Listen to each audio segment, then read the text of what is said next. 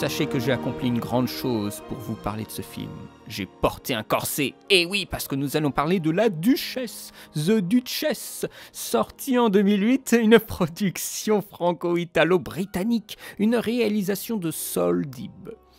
À la fin du XVIIIe siècle, en Angleterre, Georgiana, duchesse du Devonshire, est une très belle femme charismatique et adulée par la population. Elle va être mariée à un riche duc et va être contrainte d'accepter un ménage avec la maîtresse de celui-ci, Bess, qui est en plus sa meilleure amie. Alors, elle est profondément insatisfaite et elle va s'engager dans la vie publique en faisant campagne pour le parti libéral et en luttant pour le droit des femmes. Et c'est ainsi qu'elle s'éprendra, bien sûr, du futur Premier ministre Charles Grey. Oh, Charles! Et oui, c'est un drame en costume avec une femme qui a bien des idées. Elle est jouée par Keira Knightley, qu'on avait déjà vu dans Pirates des Caraïbes. Alors bien sûr, ça remonte à loin, mais ça fait plaisir de la revoir dans d'autres rôles. On l'avait bien sûr vu jouer dans Orgueil et Préjugés, si je ne me trompe pas. Un peu aussi des rôles de films en costume de cette époque. La femme dans le film, eh bien, elle a des idées. Elle veut affronter des hommes, mais ça la met sur des pentes glissantes. C'est un personnage qui veut vivre, mais malheureusement elle s'est trompée de siècle parce que le siècle dans lequel elle vit, c'est un siècle d'hommes. Et c'est très très dur pour elle de faire rendre compte de ce qu'elle désire, et même des droits qu'elle souhaiterait revendiquer pour les femmes tout simplement. Elle veut vivre dignement, faire en sorte qu'on comprenne ses choix, qu'on respecte ses choix. Elle est humaine, tout simplement, dans un monde qui déjà à l'époque était inhumain. Aujourd'hui, on dit qu'on vit dans une époque inhumaine, mais à l'époque, c'était déjà une sorte de déshumanisation. À une soirée, par exemple, un exemple qui me revient pour vous montrer vraiment la violence en fait du rapport de couple qu'elle a avec le duc. À une soirée, au milieu de la discussion, eh bien, il y a le duc qui s'en va parce qu'il se fait chier. Et tous les autres, ils sont là, ils savent pas quoi faire. Ils sont prêts, ils sont en mode pause. Là, tous les invités sont en pause. Et il y a la duchesse qui part pour le voir, pour voir ce qui se passe. Et finalement, elle voit bien que ça sert à rien. Et elle revient. Et elle fait continuer la soirée. Voilà, elle est aux antipodes du duc. Elle veut par exemple que faire un enfant ne soit pas si protocolaire, qu'il y ait de l'amour. Alors que le duc a littéralement acheté la main de Georgiana pour avoir un héritier. Alors c'est vrai que moi je ne suis pas forcément habitué à ces histoires-là, donc moi ça me choque, mais peut-être les gens qui ont vu beaucoup de fois ces histoires sont habitués à ce genre de cas de figure. Et c'est absolument terrible. Elle comprend très bien comment ça se passe dans ce milieu au bout d'un moment. Elle a plutôt une bonne mentalité, ou on va dire une mentalité d'aujourd'hui, dans un monde complètement pété du cul, et qui a existé. Selon le critique James Berardinelli, la structure des classes est aussi rigide que le corset des femmes. Je suis tout à fait d'accord, parce que c'est un film qui nous rend compte de cette structure sociale, profondément injuste pour les femmes.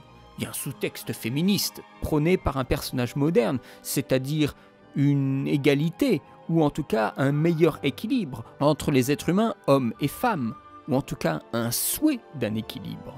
Et cette figure de Georgiana, duchesse du Devonshire, n'est pas sans rappeler Lady Di, Lady Diana.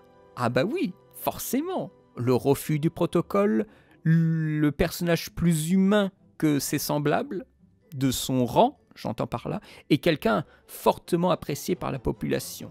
À chaque fois qu'elle arrive en ville, tout le monde la salue avec beaucoup de ferveur et beaucoup d'admiration. Le duo Knightley et Ralph Fiennes, qui joue le duc, formidable, très très bien, à suivre. Il y a de très belles intrigues de château, on est beau, on est riche, on se fait chier, faut dire que ce qui est, c'est un peu ça, la production d'un enfant mâle, les sévérités de code à respecter pour une femme, les adultères, on est sur un terrain ultra balisé, avec son lot de violence, bien sûr, de violence symbolique ou de violence sociale, liée à une mise en scène élégante, d'invisibilité, dans une ambiance de luxe. parce qu'on met en scène le luxe. Ce sont quand même des gens qui ont des manoirs gigantesques, de beaux costumes, et tout ce qu'il leur faut pour bien manger et avoir du divertissement, hein, avec des grands jardins et tout ça, hein. C'est très très élégant. Alors, que reste-t-il de ce film ? Eh bien, peut-être pas grand-chose. Je n'en regarde pas beaucoup, donc il n'y a pas ce qu'on pourrait dire de ce genre d'intrigue, comme vous avez peut-être vu dans des séries également, une répétition, une lassitude des procédés, des lieux, des costumes et tout ça. Moi ça va, j'en vois pas beaucoup. En même temps, nous pouvons y voir plutôt, avec ces films-là, des sortes de chefs-d'œuvre, de recyclage, d'époque familière par un cumul de petites histoires, un cumul de références qui sont des fois en opposition. Mais le film fait un travail d'empilage qui est absolument formidable. Pour être méchant, je pourrais dire que on en a vu un, on les a tous vus. Mais alors qu'est-ce qu'on retire ?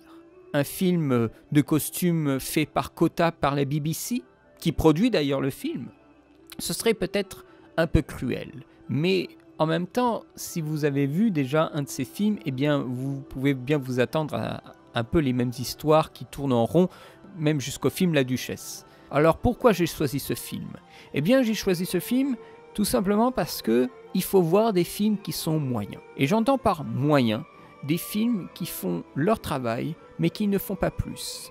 Où il y a des émotions mais qu'on a déjà vues ailleurs. Il faut avoir, avec typiquement des exemples comme La Duchesse, des films qui vous servent de base commune pour avoir des références de films qui font le travail sans plus. J'entends par là que je vois beaucoup de gens qui, sur Twitter ou même ailleurs, qui cherchent que le nec plus ultra, ou même l'inverse, voire des sombres merdes à tire-larigot en espérant qu'ils vont apprendre quelque chose du cinéma en regardant des films mauvais. Bien moi, je serais plutôt pour une sorte d'équilibre, des fois un équilibre involontaire, mais de voir aussi des films qui ne sont pas grand-chose, mais en attendant qui sont correctement bien faits. D'avoir aussi une base commune, une base moyenne de petites histoires, d'histoires déjà revues, pour avoir une sorte de point de référence sur ce que pourrait être un film, ni plus ni moins, un film de moyenne gamme. Et quand j'entends un film de moyenne gamme, j'entends absolument pas une valeur vis-à-vis de son budget. Je vise là une valeur vis-à-vis de ce qui vous fait ressentir et de la portée de l'histoire. Et d'avoir aussi un témoignage d'un film qui fonctionne mais sans plus, aussi d'une certaine époque. Là nous sommes en 2008, mais c'est bien aussi de voir de toutes les périodes, un film moyen des années 60, un film moyen sans plus des années 80, etc., etc. Ça vous permettrait de tracer peut-être un spectre plus large de ce qu'aurait été le cinéma à une certaine période, en bouchant les trous de la moyenne section de middle class, comme on pourrait dire, des films, avec typiquement des films comme ça. Je vous invite donc à chercher les films de moyenne classe. Je pense que c'est important aussi de ne pas viser que le haut ou que le bas, mais d'avoir aussi de chercher volontairement, parce que des fois souvent on tombe sur des films de moyenne classe sans le vouloir, parce qu'on pensait que c'était un bon film et en final on se retrouve à pas grand chose. Je vous invite à aller chercher aussi ces films de middle class. Je pense que ça vous donne une sorte de petit matelas sur lequel après vous pouvez vous reposer pour aller chercher plus loin vers le haut ou plus loin vers le bas.